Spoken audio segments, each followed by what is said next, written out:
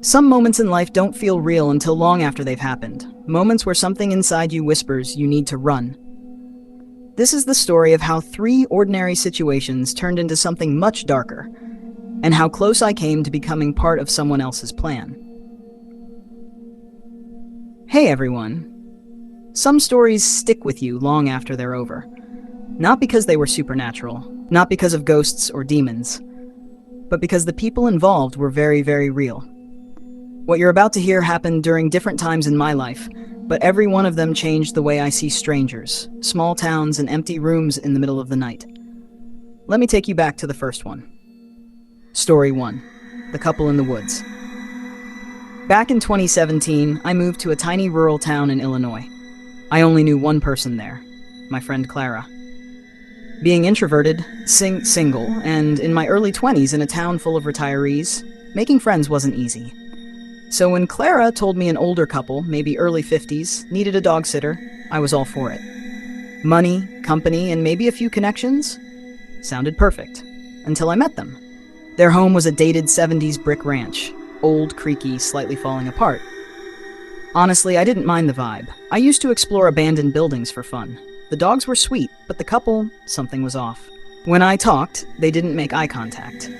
They scanned me. Full body. Slow. Not like they were listening, more like they were evaluating. They barely spoke while giving me a tour. They'd open a door, let me look, close it, very mechanical. Then came the cameras. Everywhere. Inside, outside, hallway, kitchen, living room, garage, every angle covered. They said it was for insurance reasons because they sold firearms as a side business.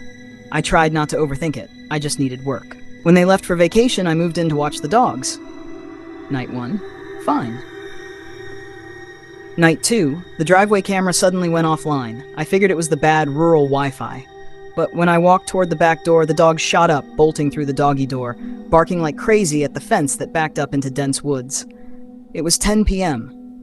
My heart was already racing. I eventually got them inside and blocked the doggy door with a heavy chair. Morning came. The dogs were outside. The chair I used to block the doggy door? It was across the room. No way they moved it. I felt the blood drain from my face. I called Clara, panicking. She rushed over, and we did a full walkthrough. Nothing. For the next 4 days, I barely slept.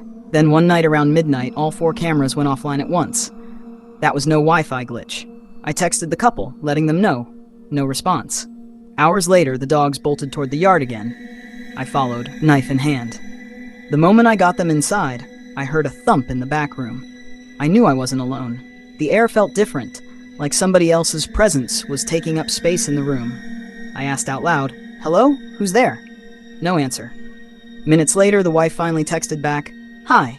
Don't worry about the cameras. You're safe." Safe? I never mentioned anything about safety.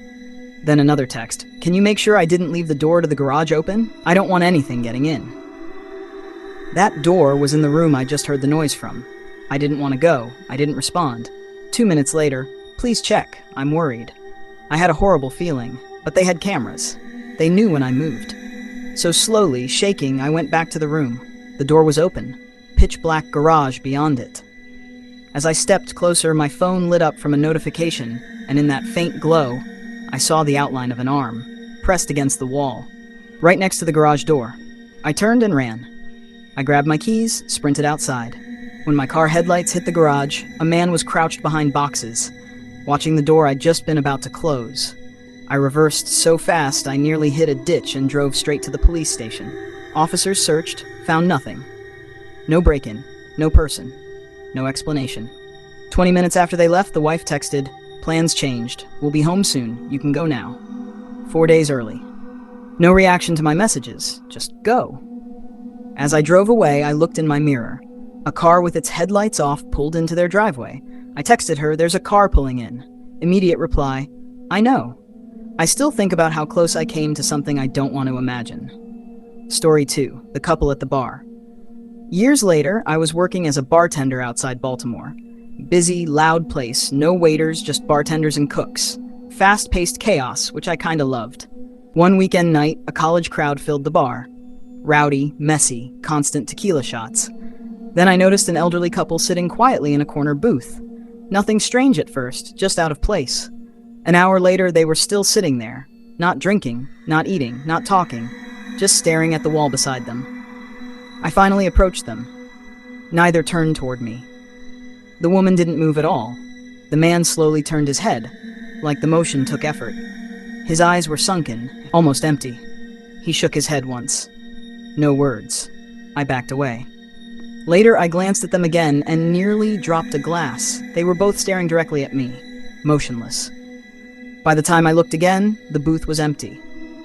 When the night ended, I asked my coworker Karen, who notices everything, if she saw the couple. She looked at me like I was joking. She listed everyone who came in that night, but never mentioned them. As I walked outside to my car, my stomach dropped.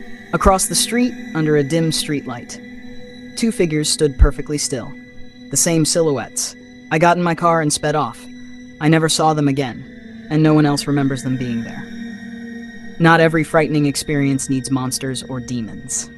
Sometimes the truth is much scarier. People can watch you without you knowing. People can enter your space without permission. People can sit inches away from you and feel wrong. These moments changed me. They taught me to trust my instincts, because danger doesn't always roar. Sometimes it watches, sometimes it waits, and sometimes it stands quietly, just out of view.